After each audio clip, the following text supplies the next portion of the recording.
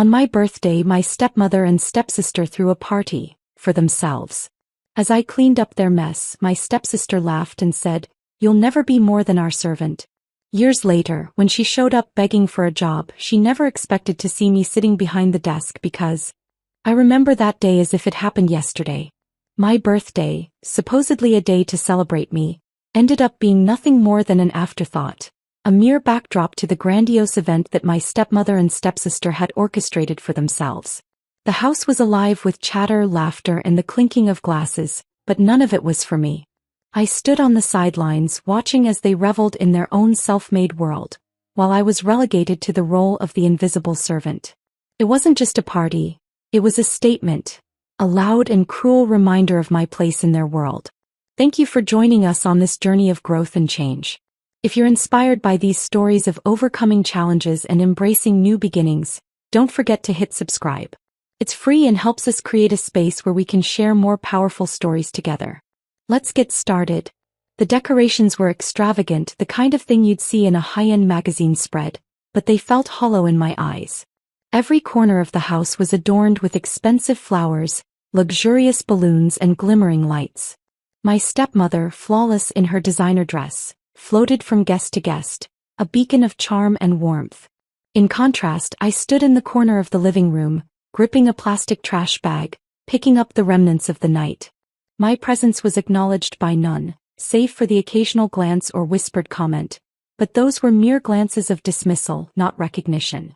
I had learned long ago that my life wasn't meant to be celebrated, at least not by them. My stepmother and stepsister had made that clear from the start. I was a burden, a ghost in their world of glitz and glamour. They hadn't asked for me, and I was constantly reminded of my unwanted position in the family. They got everything: affection, attention, respect, while I received nothing more than a task list. I wasn't a daughter, I was a chore. Their priorities were clear. Their happiness came first, and I was nothing more than the tool they used to maintain it. As I swept up the remnants of food and drink from the floor, I heard the sounds of celebration echoing from the next room. I could almost imagine my stepsister, smiling in her new dress, twirling around, laughing with friends, her life sparkling before her. I couldn't help but feel a deep resentment build inside me. This wasn't just another birthday. This was a reminder that I didn't belong, that I would never be a part of their world no matter how much I tried. I wiped a tear from my cheek, the frustration of it all threatening to consume me. The unfairness was overwhelming, but there was nothing I could do about it. Or so I thought. It wasn't until later that evening, when my stepsister made that comment, that I realized something had shifted within me. Something I couldn't ignore. It was subtle at first, like a whisper in the back of my mind, but it was growing louder with every passing moment. As I returned to the kitchen, I found my stepsister standing there, a glass of champagne in her hand. Her laughter, light and carefree, filled the space. She caught sight of me, still cleaning, and I saw the familiar smirk play on her lips. It wasn't the first time she'd looked at me with disdain, but tonight her gaze was colder, more cutting. "You know," she began, her voice dripping with mock sweetness, "you'll never be more than our servant. That's all you'll ever be." The words hit me like a punch to the stomach, though I tried to keep my composure. My stepsister had always been cruel, but this was different. She said it with such certainty, as if she truly believed it. And in that moment something inside me snapped. Her words echoed in my mind, louder than the music from the party, sharper than the clinking of glass. I couldn't ignore it anymore. The anger, the hurt, the humiliation, it all converged into one singular thought. I will make her regret that. But at that moment I had to hold back. I couldn't let her see the storm brewing inside me. I couldn't let her know how deeply her words had affected me. Instead, I smiled and nodded as I always had, pretending that I was okay. But I wasn't. I was seething, a fire starting to burn inside me, a fire that would take years to fuel and ignite. As the party continued without me, I stood in the shadows, cleaning up after them. But in that moment I wasn't just a servant. I wasn't just a background character in their perfect little world. I was something more. The desire for revenge, for justice, for a chance to flip the script, was born that night. And though I wasn't ready to act on it yet, I swore to myself that I would rise. I would rise far beyond the life they had expected for me, and when I did, I would make them regret underestimating me. For the next few years I focused all my energy on my education and career. I threw myself into my studies, determined to carve out a life for myself that had nothing to do with them. I didn't just want to escape, I wanted to thrive. I worked 2 jobs, studied late into the night, and slowly, one step at a time, I built the life I had always dreamed of. I wasn't just surviving anymore, I was building something. Something that would be mine and mine alone. In those years I learned many things. I learned how to make connections, how to speak with authority, how to navigate the world with the confidence that had always eluded me. I learned that success wasn't just about what you had, it was about who you became. And I became someone powerful, someone respected. But despite all my achievements, there was one thing that still gnawed at me: my stepfamily. Every success I had, every victory, was tinged with the knowledge that they still saw me as inferior. That they still didn't believe I belonged. I could feel the weight of their disdain with every step I took, every accolade I earned. But what they didn't know, what they couldn't know, was that I wasn't the same person anymore. I had become someone who would no longer be overlooked. I had become someone who would make them see me whether they liked it or not. And so, on that fateful day when the call came from my stepsister, I knew it was time. She needed a job. She was struggling, desperate, her life spiraling downward in a way that mirrored my own once. Lost and helpless. The irony wasn't lost on me. Years ago she had mocked me, belittled me, and now here she was asking for my help. I hesitated for only a moment. There was a part of me that wanted to ignore her, to let her suffer as I had suffered. But then I remembered what I had promised myself all those years ago. I would rise. And now I had the power to decide what happened next. I would be the one to hold the keys to her future. As I sat at my desk waiting for her arrival, I couldn't help but feel a strange mix of emotions. There was no joy in this moment, no triumph. It was just a simple truth. I had finally come full circle. As I sat at my desk, the heavy silence in the room pressed against me. I had anticipated this moment, but now that it was here, I couldn't help but feel a strange mix of emotions. My stepsister, once the source of all my humiliation, was on her way to see me. The very thought made my pulse race with a mix of nervousness and something deeper. Something I hadn't fully acknowledged until now. It wasn't fear. It was the power I now held over her, and the weight of that realization had both its perks and its responsibilities. The door creaked open and in walked my stepsister, looking entirely out of place. She stood in the doorway, dressed in a plain outfit, her once confident posture now slumped, her eyes scanning the room nervously. I noticed the slight tremor in her hand as she clutched her purse. For a moment I wondered if she could sense the irony in the situation, but then I pushed that thought aside. It didn't matter now. What mattered was that I had the upper hand and I intended to keep it that way. "Well, it's been a long time," I said, my voice surprisingly calm. I gestured for her to sit. She hesitated, looking at the chair in front of my desk as though it were a trap, but she eventually sat down. I could see the wear on her face. Stress, desperation, something I had never imagined I'd see in her. "Thank you for agreeing to meet me," she said, her voice tight.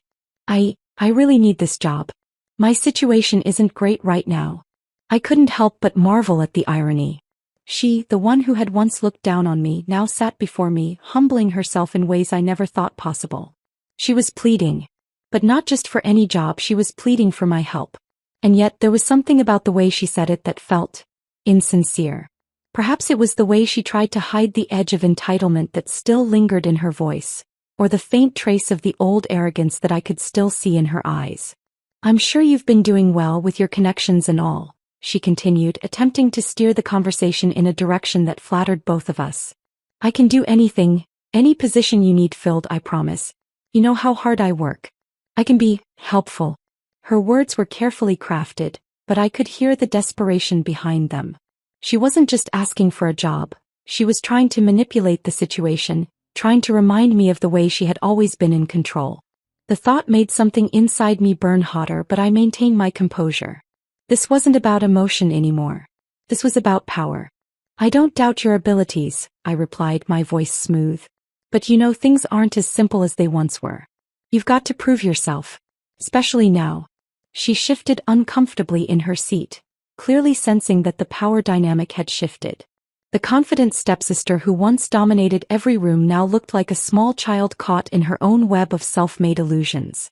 The fact that I could see this, the way she was unraveling before me, made me feel a strange sense of satisfaction. I wasn't just winning this battle. I was watching her crumble in real time. But there was a part of me that still held back, unsure whether to push her further or let her plead more. "I'm sorry for what I said before," she blurted out suddenly, catching me off guard. I was wrong. I didn't mean it. You're not just a servant. You've always been more than that. Please just give me a chance." The words hung in the air for a moment and I found myself frozen. She's apologizing? The girl who had once laughed as I scrubbed the floors beneath her? Who had watched me clean up her mess while she partied? Her apology was like a poison in disguise. Too little, too late. I had waited for this moment for years, but in the moment it finally arrived, I realized something unexpected. I didn't want her apology. I didn't need her to apologize. I needed her to understand that her arrogance had cost her everything, and the only thing that could make her realize that was seeing her in my position. "You know," I said slowly, my voice now carrying a different weight. "Words are cheap, especially when they're said out of desperation. You can apologize all you want, but actions are what matter. I can't just take your word for it anymore. You'll have to prove yourself. But don't think for a second that I'll forget how you treated me all those years." Her face paled. I saw it, the fear creeping into her eyes. She wasn't used to being spoken to this way. She had been the one calling the shots for so long that she had forgotten what it felt like to be the one on the receiving end of criticism. But I was no longer the girl she had once dismissed. I was someone who had built her own life, step by step, while she had squandered her opportunities. And now I was in control. I understand," she stammered. "I'll do whatever it takes. I can work hard. I can prove it." I tilted my head, watching her closely. The desperation was evident now, no longer masked by bravado. And yet, despite the shift in her demeanor, I couldn't ignore the lingering feeling that something was still off. Her words, though full of regret, didn't quite match the sincerity I had hoped to hear. Perhaps this wasn't the reckoning I thought it would be. Perhaps this was just another one of her calculated attempts to regain what she had lost. I leaned back in my chair, staring at her, and for a moment, I let the silence stretch out. It was a power play and she knew it. "Fine," I said finally, my voice colder than before. "I'll give you a chance. But understand this. You're on probation. One mistake and you're gone." She nodded, her relief palpable. But there was no real victory for me in her words. Yes, I had made her beg.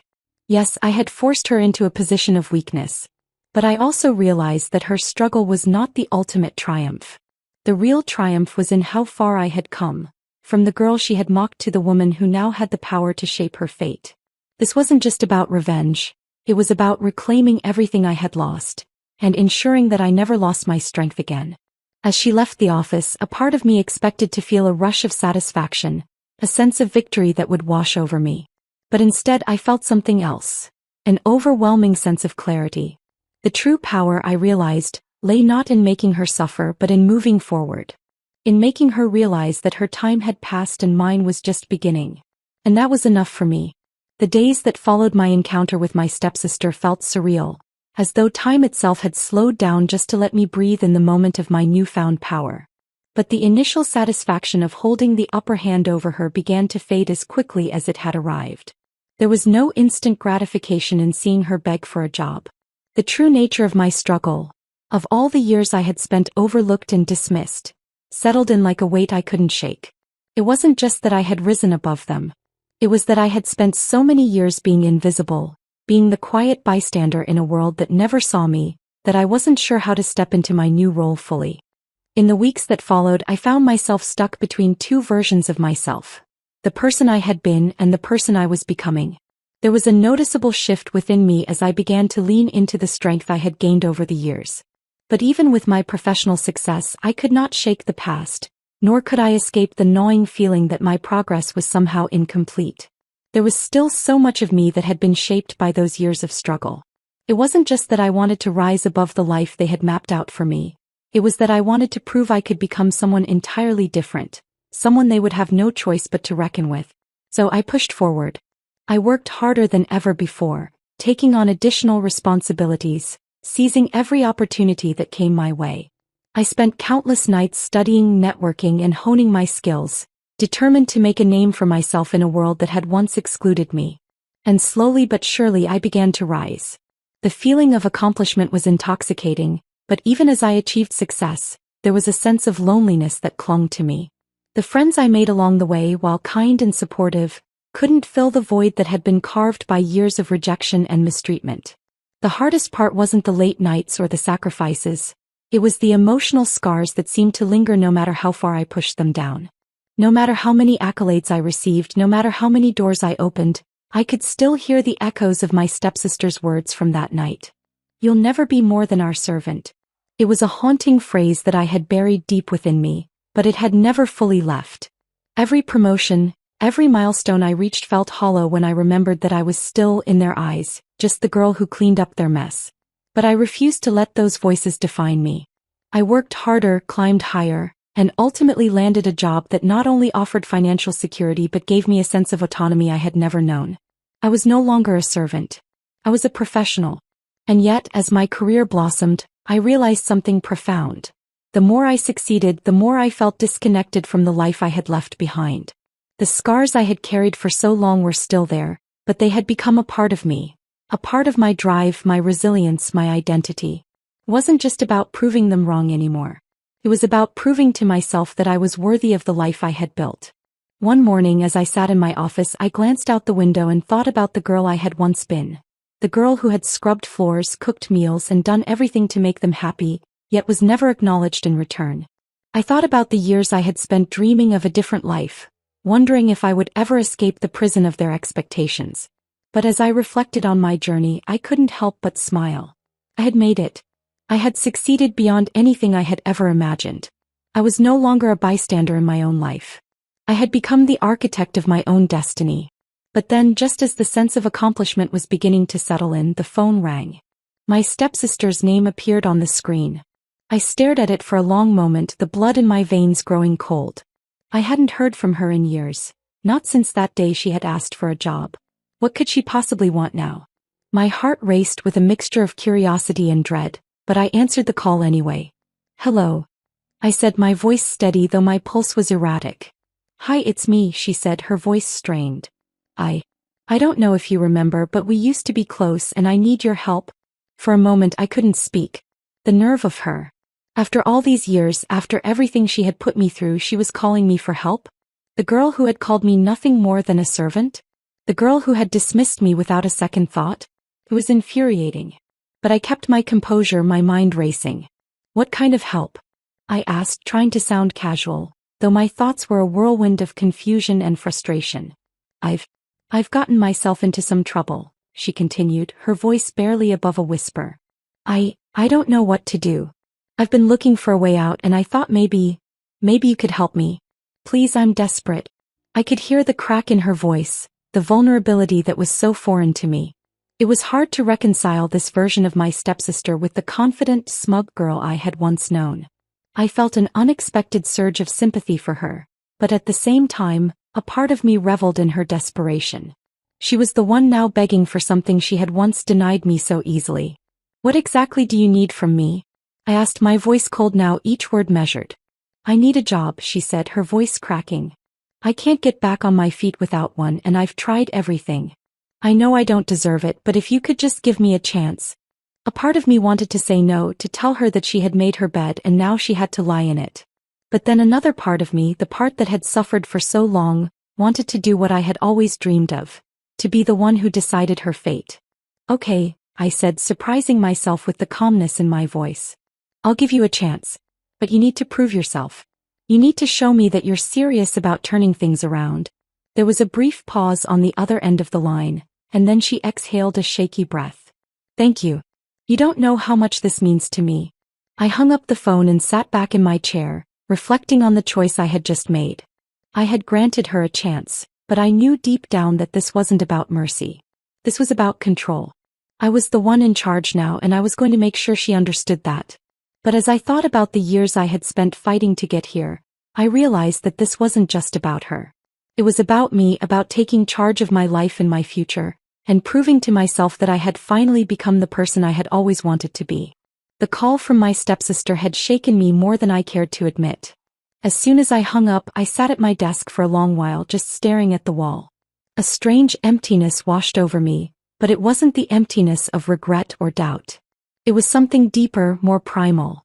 a realization that I had just given her the one thing I had spent years fighting for. A chance. But it wasn't just about her anymore. This moment wasn't about retribution or forgiveness. It was a testament to how far I had come from that girl who had once been dismissed as nothing more than a servant. The irony wasn't lost on me. How a single decision, a single opportunity, could turn the tables so dramatically. I was no longer that girl, and my stepsister would soon learn that nothing was ever going to be the same between us again. The next few days passed in a blur as I threw myself back into work. The routine I had carved out for myself had become second nature. Wake up early, check emails, attend meetings, manage projects. Everything had a purpose now, every step a small victory in a much larger journey. I was no longer defined by what I had been but by what I had made myself. Still, despite the steady progress of my career, I found myself wondering whether the job offer I had made to my stepsister was the right move. I hadn't expected to feel this conflicted. I had been ready for so long to cut ties with the past, to sever any connection to the life I had once led. But now, with her back in my life, the situation felt different. The power I held, the ability to shape her future, left me unsettled. But I couldn't afford to be weak. I had built my life from nothing, and I would not let the past dictate my future. So I resolved to continue down the path I had set for myself, unwavering and resolute. Yet there was a part of me that wondered, was I truly in control, or was I simply reliving the same cycles of humiliation now with the roles reversed? The following week, my stepsister arrived at my office for her first day of work.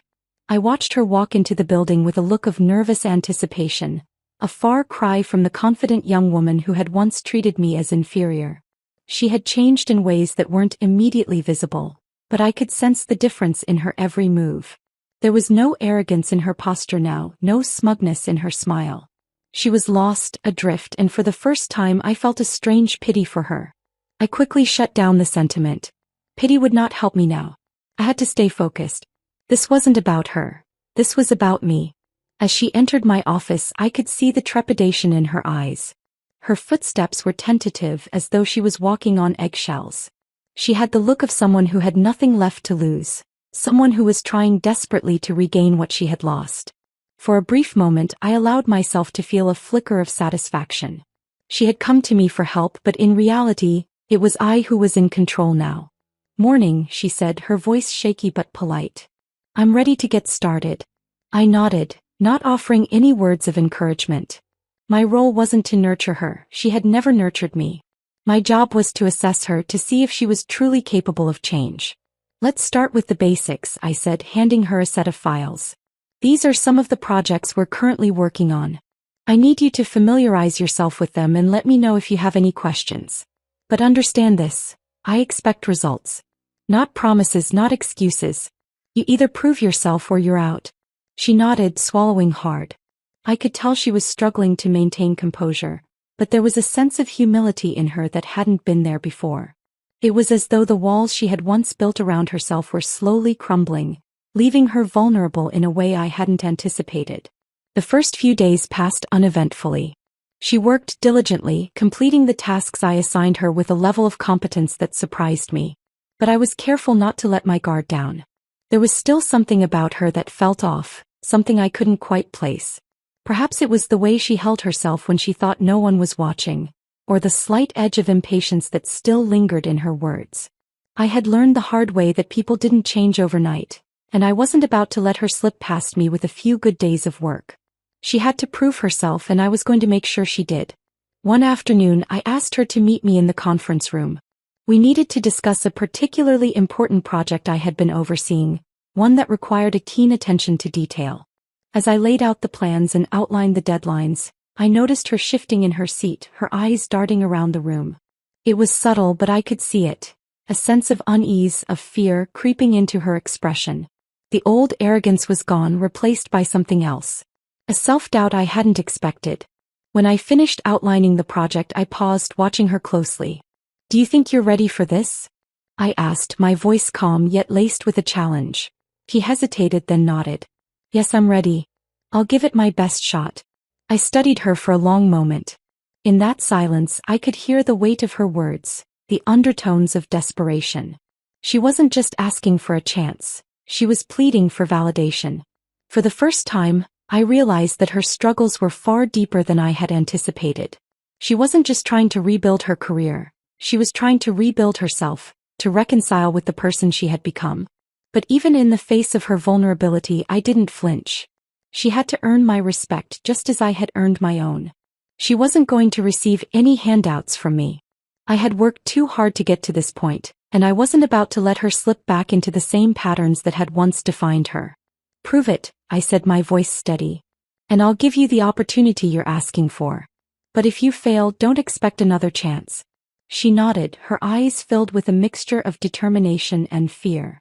And with that she left the room, more unsure than ever of the future that lay ahead of her. As the days wore on, I could feel the tension between us growing. My stepsister was doing her best to prove herself, but there were moments when I could see her slipping back into old habits. The impatience would creep in when she was faced with a challenge, and I could almost see her fighting the urge to revert to the old arrogance that had defined her for so long. But I was resolute.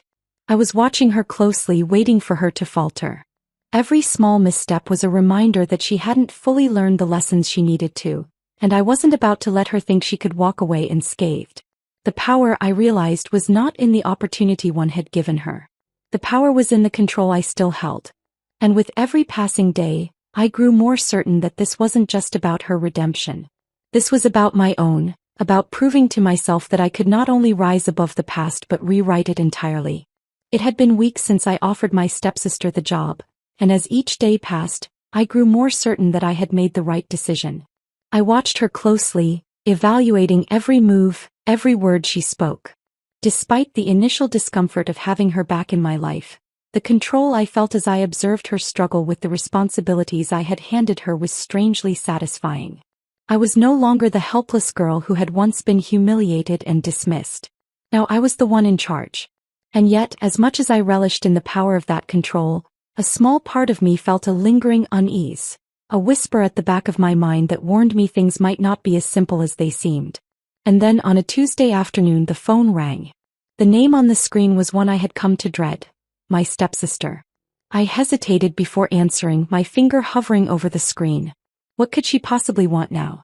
The way she had approached me before, begging for help, seemed like a thing of the past. She had been working diligently, showing up on time, following through on tasks. There had been no signs of rebellion or arrogance since that first day. So why was she calling? I picked up the phone, my heart beating faster than usual. "Hello," I said, my voice betraying nothing. "Hi," she said, her voice shaky, a stark contrast to the confident tone she had once carried. I need to talk to you. It's important. Can we meet?" I frowned, sensing the weight in her words. There was something urgent in her tone, a desperation that sent a shiver down my spine. My stepsister, once so sure of herself, was now calling me for help again? I had given her a chance and now she was asking for more? I wasn't sure what she expected from me, but I couldn't afford to let her manipulate the situation. "All right," I said, keeping my voice even. "We can meet, but I'm busy. Make it quick." She agreed, and within an hour she arrived at my office, looking disheveled and on edge. Her clothes, once pristine and carefully chosen, now seemed hastily thrown together. Her hair was a bit messy, and her eyes, usually bright with ambition, were dim, shadowed by what I could only guess was a mixture of exhaustion and anxiety. There was no mistaking it. She was no longer the same confident girl who had laughed at my struggles. Something had changed, something I had not anticipated. "Is everything okay?" I asked, trying to gauge the situation. But before she could answer, her lips trembled, and she took a deep breath as though summoning the courage to speak. "I don't know what to do," she began, her voice cracking. I thought I had everything under control, but it's slipping away. The job isn't enough. I need more. Please, I'm at my breaking point." I stared at her, shocked. This wasn't the story I had expected to hear. The girl who had once had everything handed to her was now standing before me, pleading for help. It was almost too much to comprehend. I had offered her a job and she had been doing well, meeting deadlines and showing up as expected. But now she was admitting that it wasn't enough. She was admitting that she had failed in some deeper, more personal way, and I could see it in her eyes. The desperation to find a way out, to fix whatever she had broken. "What do you mean it's slipping away?" I asked, trying to keep my voice steady. "You've been doing fine here. You've been keeping up with your work. She wiped away a tear that had started to fall, and I could see the weight of something larger pressing down on her. It's not the job, she admitted. It's everything else. My life is falling apart. I've lost control of everything. I'm in debt. I'm barely keeping it together. I don't know how to fix this. The words hit me harder than I expected. Debt. Her life falling apart. The same girl who had once sneered at the idea of ever needing help was now admitting she had no idea how to climb out of the hole she had dug herself into.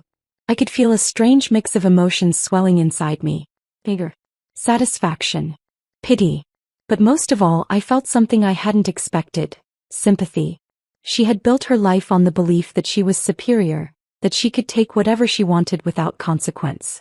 But now, as she sat before me, it was clear that the weight of her own decisions had finally caught up with her. She wasn't just a victim of circumstance, she was a victim of her own hubris. But the question remained: did I have the power to let go of the past and help her, or would I let her drown in the mess she had created? I don't know how to fix this, she whispered, breaking the silence. I need help. I need a way out. I don't want to lose everything, but I don't know what to do anymore. I could see the vulnerability in her face now, the cracks in the armor that she had spent so many years building. The same armor that had shielded her from the truth of her own flaws. But now there was nothing left to hide behind. I was the one who had the power to either push her further into her downward spiral or offer her a lifeline. And in that moment I realized something crucial. I wasn't just the person who could offer help. I was also the one who could demand repayment for the years of cruelty, for the years of her treating me as less than human. She had come to me, and now she would learn that every action had a consequence. I leaned back in my chair, my eyes never leaving hers. You've put yourself in this position, I said coldly, though my heart was heavy with the weight of the decision I was about to make. You've made choices and now you have to live with them.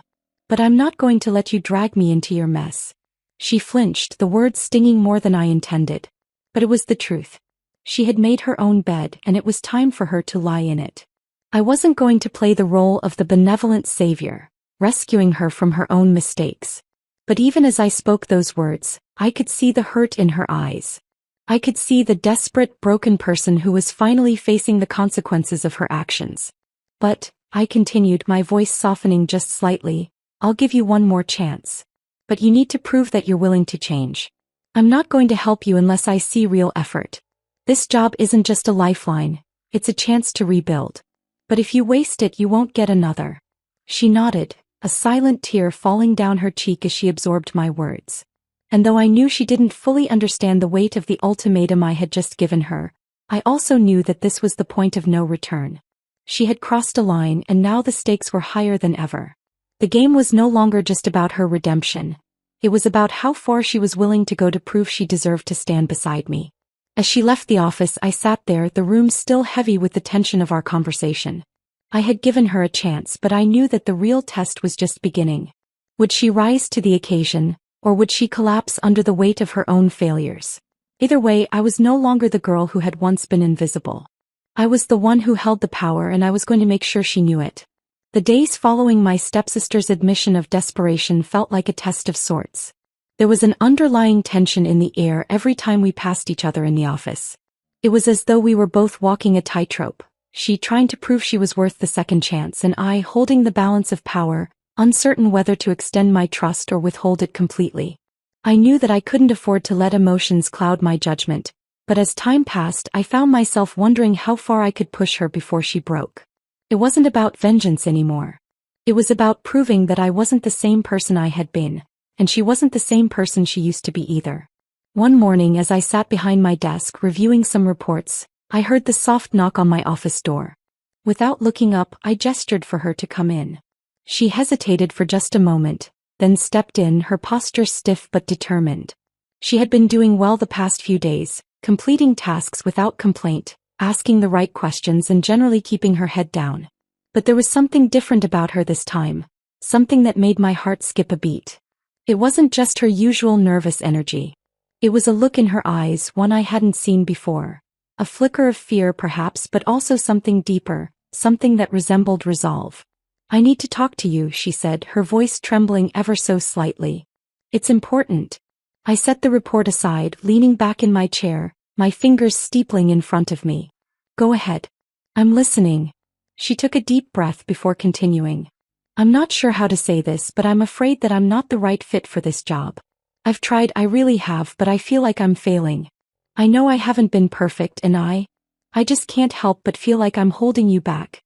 The words hung in the air between us like a thick fog. I could see the vulnerability in her face, the admission of weakness. This was not the same confident stepsister I had once known. The girl who had sneered at my efforts, who had dismissed my every attempt to prove myself. This was a different person altogether, one who was not only admitting her own shortcomings but also asking for help in a way that seemed almost alien to me. It took everything in me not to let the smallest hint of satisfaction show on my face. This was the moment I had been waiting for. The moment when I could finally take control of the situation completely. I stood up from my desk and walked toward the window looking out at the city below. The sun was just beginning to set, casting a warm golden glow over the skyline. The world outside seemed so peaceful, so calm, but inside the office things were anything but. I turned to face her, my eyes narrowing as I considered her words. I've given you a chance, haven't I? I said slowly, my voice steady but cold. You've had weeks to prove yourself. You've been doing your job, but you still don't seem to understand the gravity of the situation. You don't seem to get that I'm not just giving you a second chance out of the goodness of my heart. I'm not a charity and neither are you. Her face flushed with embarrassment and I could see the regret in her eyes. I know, she said, her voice barely a whisper. But it's not just about the job. I've been trying to keep my life together and I've been failing. I studied her for a moment longer, my thoughts swirling. This was a pivotal moment for both of us. If I gave in to the part of me that wanted to show her mercy, I could risk losing the power I had worked so hard to gain. I couldn't let that happen. Not now. Not when I had finally risen to a place where I was in control, where I didn't have to answer to anyone but myself. I could feel the weight of the decision bearing down on me, but I knew what had to be done. I took a step forward, closing the distance between us. I understand that you're struggling, I said, my voice low and measured. But you need to understand something important. This job, this life that you're trying to build, none of it will matter unless you can prove that you have the strength to push through when things get hard. And right now it doesn't seem like you have that strength. Her eyes flickered with a mix of frustration and desperation. I do have strength, she insisted, her voice rising slightly. I just need more time. Please just give me more time. But I shook my head, cutting her off. Time is something I don't have to give. Time doesn't give anyone second chances. It's what you do with the time you have that matters. And right now you're wasting it. I could see the realization dawn on her. She was beginning to understand the true nature of the position I had put her in. She wasn't just being tested for her job performance anymore. She was being tested for her character, for her resilience. It was up to her to decide whether she would rise to the challenge or sink back into the same patterns of self-doubt and fear that had plagued her before. Do you understand? I asked, my voice hard. She nodded slowly, but there was something in her eyes now, something that told me she wasn't just accepting my words. She was processing them, internalizing them. I could see it in the way her posture shifted, the way her gaze hardened just a little. It was the beginning of something important, something I hadn't expected to see. I understand, she said quietly, her voice steadying.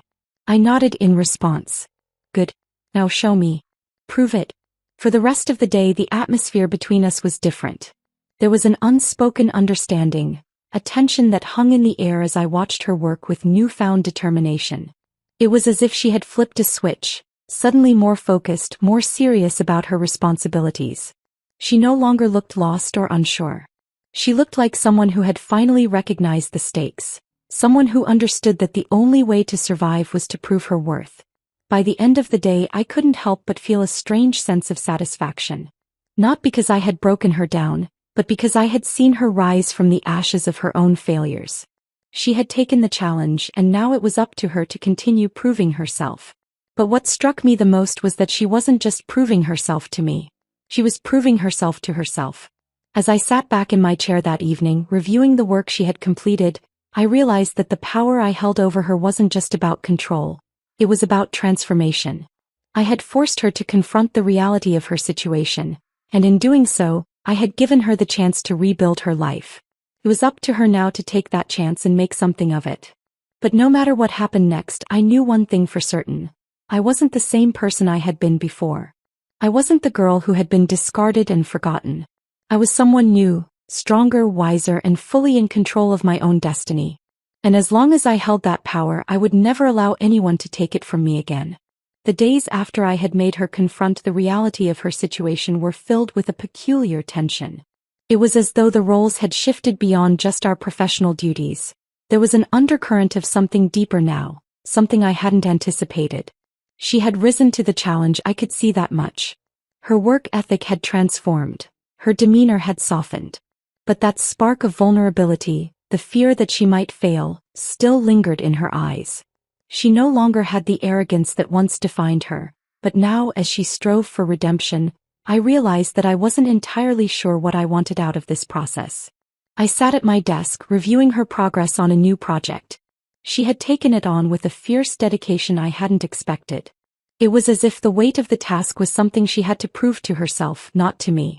I admired the way she worked, the way she focused on every detail. But that same sense of satisfaction I'd felt when I had first extended the opportunity to her, when I had handed her the lifeline, was now clouded with something I couldn't quite place. What if she was too broken to ever truly rise? What if, despite all the effort she was putting into proving herself, she was only doing it because she felt she had no other choice? I couldn't stop myself from thinking about it. Was this really a redemption arc for her? Or was it a cruel game I was playing?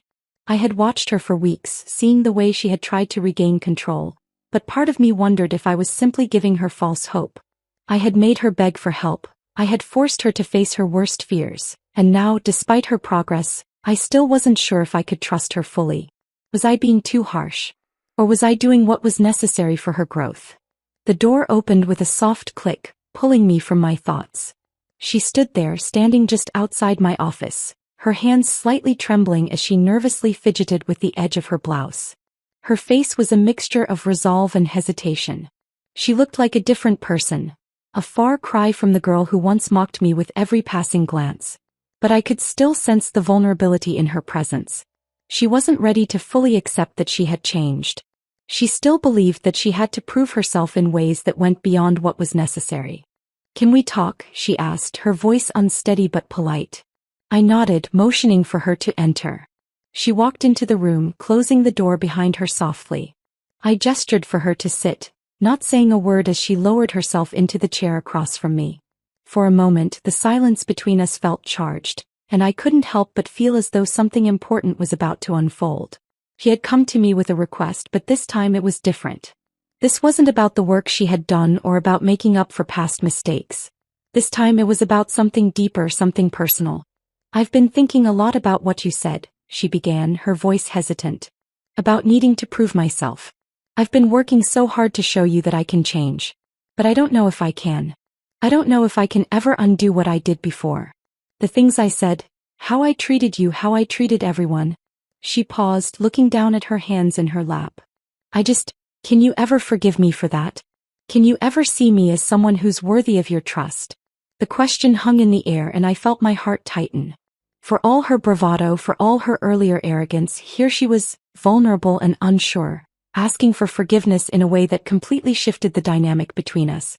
The girl who had once stood over me, looking down with disdain, was now asking me for something I hadn't expected: redemption. I took a slow breath, considering my response carefully. Was I supposed to give her what she wanted? Was I supposed to say that I forgave her, that it was all behind us? I had spent so much time building my own strength, so much time getting to a place where I could control my own destiny. Was I ready to relinquish that control and offer her the grace she was asking for? Could I truly forgive her, knowing how much her past actions had shaped who I had become? "You've worked hard," I said slowly, my voice steady. "And I've seen the effort you've put into proving yourself. But forgiveness isn't just something you get automatically just because you ask for it. Something that takes time. It's something that has to be earned, and right now you're still in the process of earning it." Her shoulders slumped slightly, but she nodded, acknowledging the truth in my words. "I understand," she said softly. "I just wanted to know if there's a chance, if there's any way for us to move forward." The weight of her question settled heavily on me. I had been giving her the space to prove herself, but I had never fully confronted what I was really asking of her. Was I willing to trust her again? Or had the damage been done, permanently altering the way I saw her? She had come to me seeking absolution, but was I ready to offer it, knowing the complexities of our past? I realized in that moment that the choice I made now would shape everything. If I chose to forgive her, to move forward with her as a trusted colleague, I would be letting go of the bitterness that had defined our relationship for so long. But if I didn't, I would be holding on to the past, keeping her at arm's length, never allowing either of us to fully heal. I took a deep breath, looking at her with a mixture of empathy and resolve. The truth is, I can't just forget everything that's happened.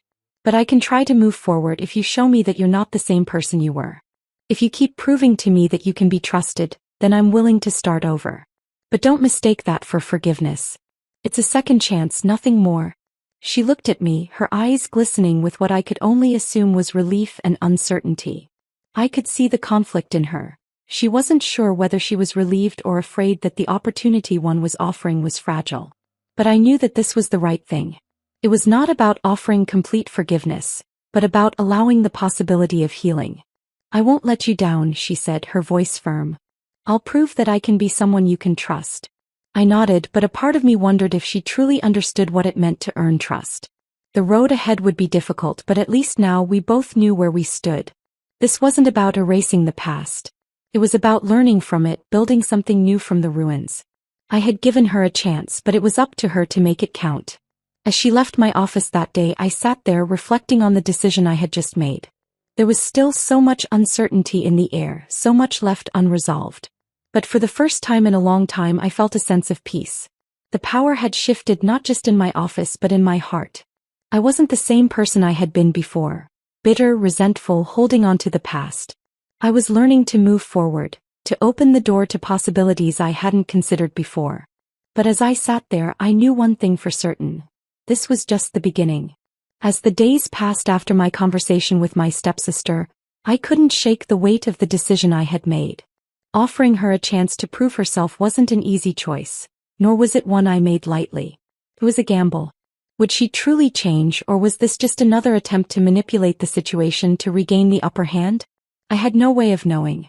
What I did know was that the past, however painful, couldn't be erased. And as much as I wanted to move on from it, it seemed to have a way of creeping back into every decision I made. I spent my nights tossing and turning, wrestling with my thoughts. A part of me wanted to be kind, to forgive her and let her start fresh. After all, she was family, my stepfamily, yes, but family nonetheless. I had been in her shoes once, lost and looking for redemption, and the idea of holding a grudge forever seemed as exhausting as it was pointless. Yet another part of me was reluctant to let go of the power I had gained, the sense of control that had come with putting her in her place. If I let her back in, if I showed too much compassion, would I be losing everything I had worked for? Could I really afford to offer her redemption when she had been so cruel to me for so long? The internal battle continued, but as time went on, the tension between us grew. She worked harder, showed up earlier, and stayed later, making an effort that was undeniable. But there were still moments, fleeting seconds, when her old self resurfaced, when the arrogance flickered in her eyes, when she grew impatient with a colleague or dismissed an idea with the same careless disregard she had once shown me. Those moments unsettled me. Were they a sign that she hadn't really changed? Or were they simply echoes of a past she was struggling to escape? I tried to keep my distance, to remain the professional observer I needed to be. But something about watching her struggle, something about seeing her wrestle with her own demons, made me wonder. Was it fair for me to hold on to the past so tightly when she was clearly trying to break free from it? Wasn't I, in a way, doing the same thing by holding her to standards that didn't allow for growth? Could I be so blinded by my need for justice that I was missing the possibility of her redemption? The weight of these questions hung over me like a storm cloud. Every day I watched her with a critical eye, measuring her every move. And yet I couldn't ignore the small victories she was achieving. She had earned the respect of the team, and slowly her confidence seemed to return, though it was tempered by humility. She was no longer the brash, entitled girl who had once mocked me. She was someone who had learned to navigate the world with grace, someone who understood the value of hard work and humility. One morning, as I sat at my desk reviewing emails and preparing for a meeting, my stepsister entered the office, holding a file in her hands. Her face was serious, her eyes a little too focused, as though there was something she needed to say but hadn't yet found the right words. "I need to talk to you," she said, her voice steady but carrying an underlying tension. She placed the file down on my desk and sat across from me, her hands folded tightly in her lap. I looked at her, trying to read her expression. "What's going on?" "I've been thinking about our conversation," she began, and I could sense the hesitation in her voice. "About the second chance you gave me. And I've been working hard trying to prove to you that I'm not the same person I was.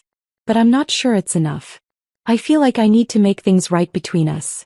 Not just professionally but personally." I blinked, unsure of what she was getting at. "What do you mean by make things right?" I asked, my tone guarded.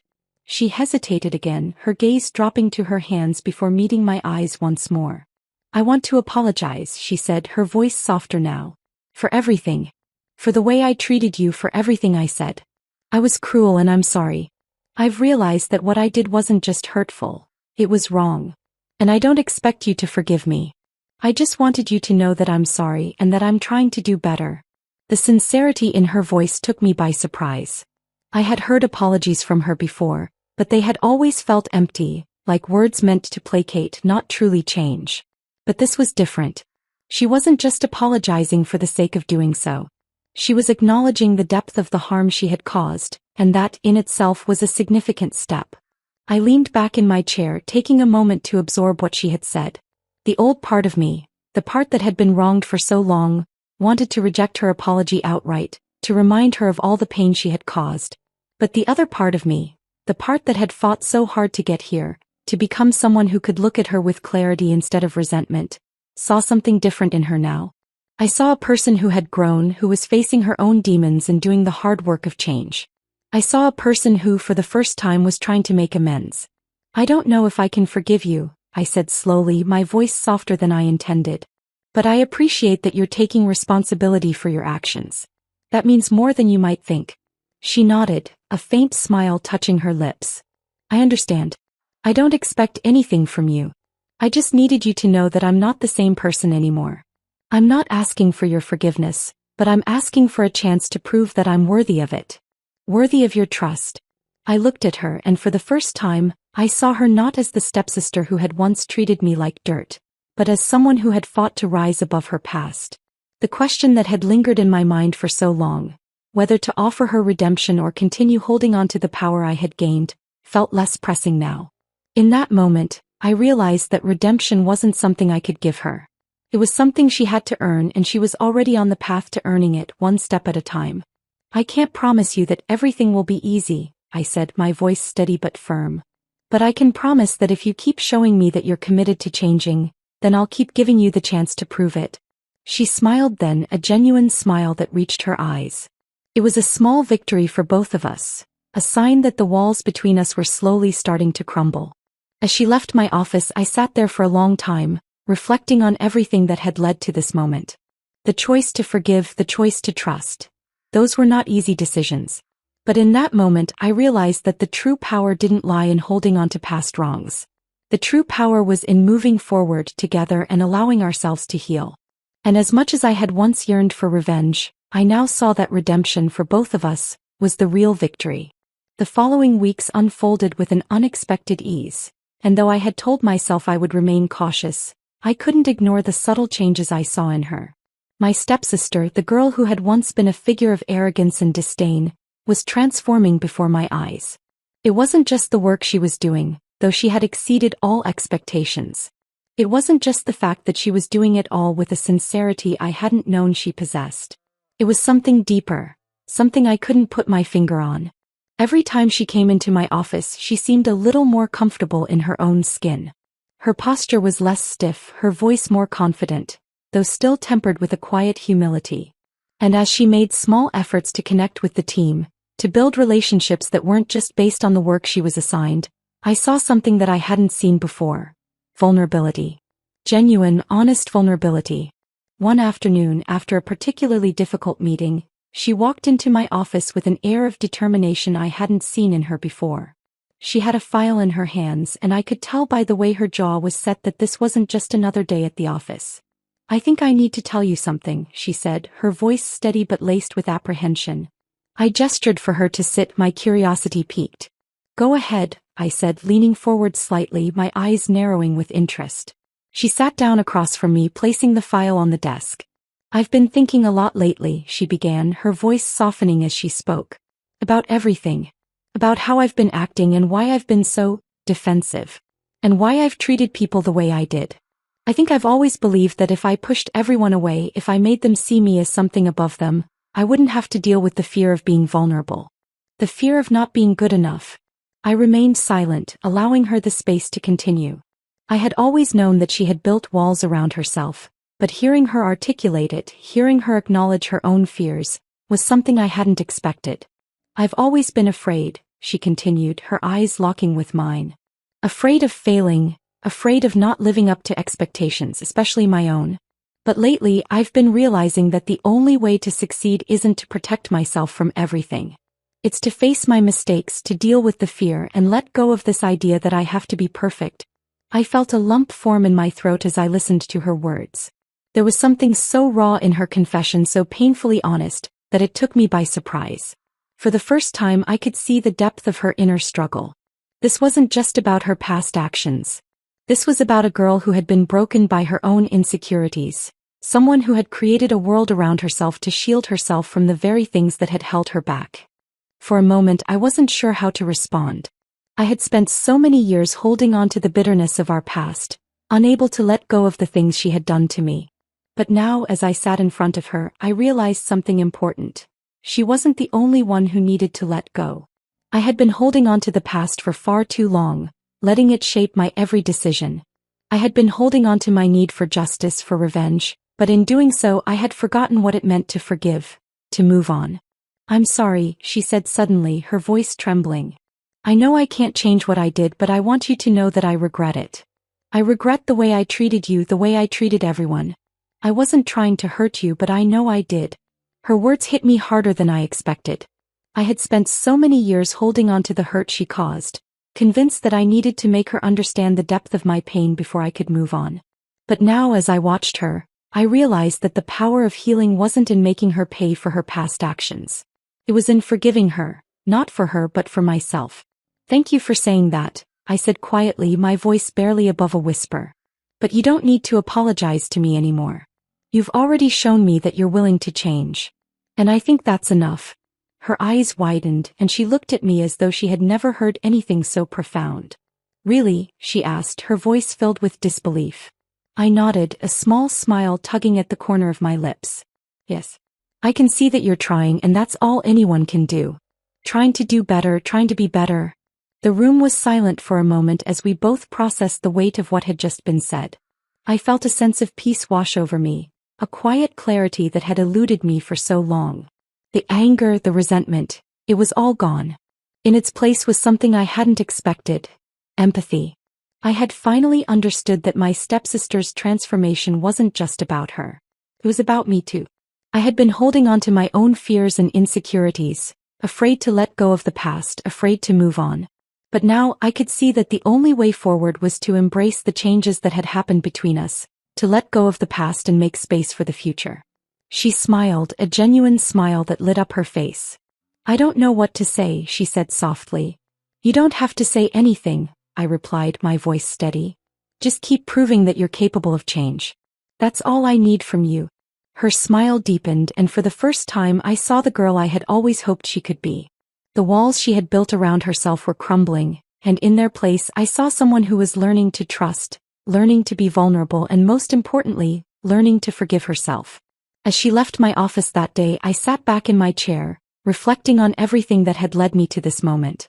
I had spent so much of my life consumed by resentment, determined to make her understand the pain she had caused me. But now I saw things differently. It wasn't about her understanding my pain. It was about me choosing to let it go. It was about me choosing to heal not just for her but for myself. In that moment, I realized that closure wasn't something I could wait for someone else to give me. It was something I had to give myself. And as I watched my stepsister walk out of my office with a new sense of purpose in her step, I knew that we were both on the path to something better. The past no longer held power over us. The future was ours to shape. And that, in itself, was the most powerful kind of closure. The days following my conversation with my stepsister unfolded in a way that I hadn't anticipated. It wasn't that the dynamic between us had dramatically shifted overnight. It was more that the pieces we had both been working so hard to place began to align in a way that felt organic, almost inevitable. There was a sense of calm that had settled into the office. Gone was the tension that had hung in the air, replaced by a quiet understanding that neither of us had fully expected. I found myself reflecting on everything that had led me to this point, how my life had been shaped by my stepfamily's cruelty, how I had fought tooth and nail to rise above the role they had cast me in. The years of resentment, of building walls around my heart, had always been my way of protecting myself. But as I looked at the person my stepsister was becoming, as I saw the genuine effort she was putting into changing, I realized something profound. The walls I had built weren't just separating me from her. They were keeping me trapped in the past. Every time I walked through the office now, I saw something different in her. It was subtle, but it was there.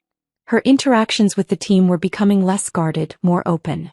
She no longer held herself with the same defensive posture, as though expecting to be attacked at every turn.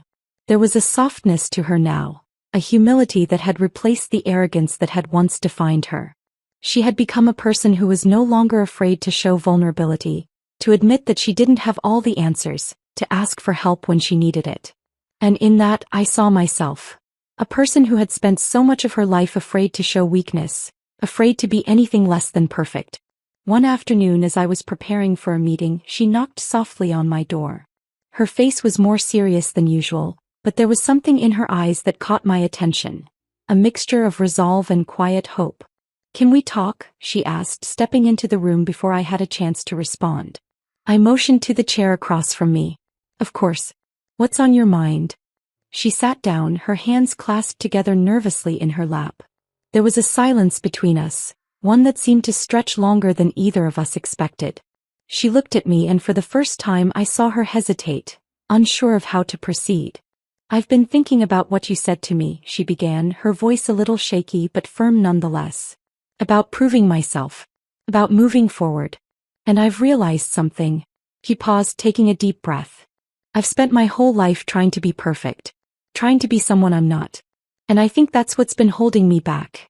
I've been so focused on trying to earn your forgiveness, your approval, that I've lost sight of what really matters." I didn't interrupt her.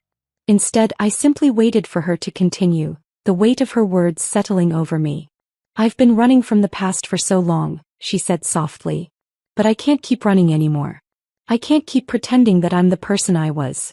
I've hurt people, including you, and I need to face that. I need to own it.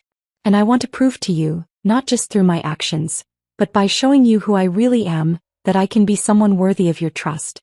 I could hear the sincerity in her voice, and it took me by surprise. For so long, I had held on to the idea of revenge, of making her feel the weight of her actions. But as I looked at her, I realized that the revenge I had longed for wasn't going to heal me. It wasn't going to bring me peace. What I needed was closure. And that closure wasn't going to come from holding her accountable for every mistake she had made. It was going to come from letting go. "Thank you for saying that," I said quietly. "For the first time, I can see that you're not just trying to make up for the past. You're trying to be someone different. And that's all I can ask for." Her eyes softened, and I saw the relief in her expression. It was as though a weight had been lifted from her shoulders, one she hadn't realized she was carrying until now. "I don't expect everything to be fixed overnight," she said. "But I hope one day you'll be able to look at me and see someone who's trying. Someone who's not the same person who hurt you before." I nodded, understanding the depth of what she was asking. I had spent so much time holding on to the past, holding on to my anger and resentment, that I hadn't realized how much it had been holding me back. It wasn't just about forgiving her, it was about forgiving myself. I had been so focused on the idea of making her pay for what she had done that I hadn't given myself the freedom to move forward. "I'm not saying that everything's forgotten," I replied, my voice steady. "But I'm willing to move forward. I'm willing to let go of the past. And I think that's enough." A sense of quiet understanding passed between us, and in that moment I realized something truly profound. Forgiveness wasn't just about offering absolution to someone else. It was about freeing yourself from the grip of bitterness and regret. It wasn't about erasing the pain of the past. It was about choosing to live without it. She smiled, and for the first time in a long while, it was a smile that felt genuine. It wasn't the smile of someone trying to manipulate or prove themselves. It was the smile of someone who had accepted their flaws, their mistakes, and who was ready to move forward with a clear heart. "I won't let you down," she said softly, her voice filled with a new sense of determination. "I know you won't," I replied, a warmth spreading through me. As she left my office, I sat back in my chair, reflecting on the journey we had both taken to get to this point. For so long, I had clung to the idea of revenge, convinced that it was the only way to make her understand the pain she had caused. But now I saw that the only way forward was through healing, through letting go of the past. And in that moment I realized that I wasn't just forgiving her, I was setting myself free. The future no longer seemed so uncertain.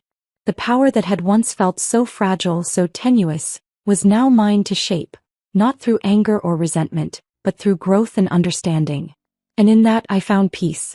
Not just for her but for myself,